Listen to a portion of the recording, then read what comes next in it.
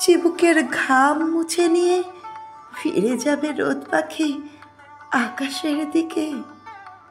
প্রভাত ফেরিতে তুমি, যদি মনে হয় 22শে শ্রাবণ না অন্য কিছু, তাহলে তাহলে কি করব আমি? রবীন্দ্র জয়ন্তী থেকে তোমার মুখ সরে গেলে সকালের আর থাকে না কিছুই। রাতভর শ্রাবণের বৃষ্টি হয়ে গেছে কাল। আজকে আজকে গাছের পাতা উজ্জ্বল সকালের রোদে।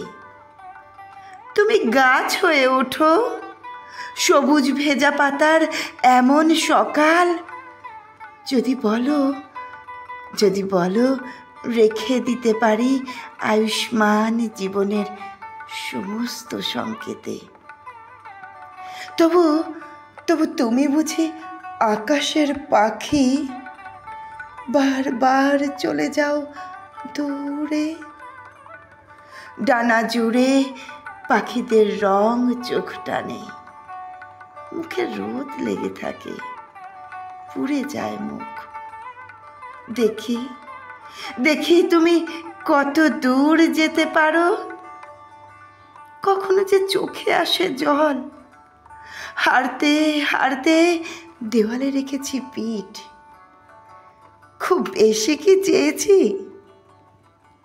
শিকড়ে ঘটেছে পরমাদ, বড় বেশি ভালোবেসে ফেলেছি তোমায়।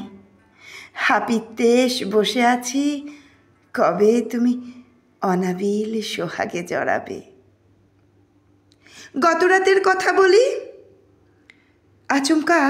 আচমকা কিশোরী নদী, বিস্মৃতির স্রোত, মিহি মায়াজাল অন্তরিক্ষে বর্ণনাকে দৃশ্য করে।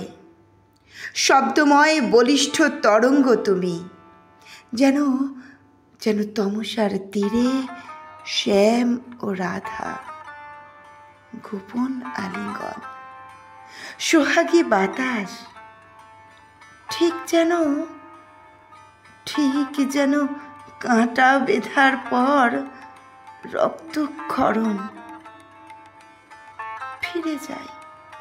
ফিরে যাই সূর্যাস্তের আবহমান দৃশ্যের দিকে। ফিরে যাই প্রাত্যহিকতার পরিচিত নিয়মে। ফিরে যাই। নমস্কার। পাঠ করলাম গীতশ্রী সিনহার লেখা কবিতা এক গুচ্ছ জোনাকি।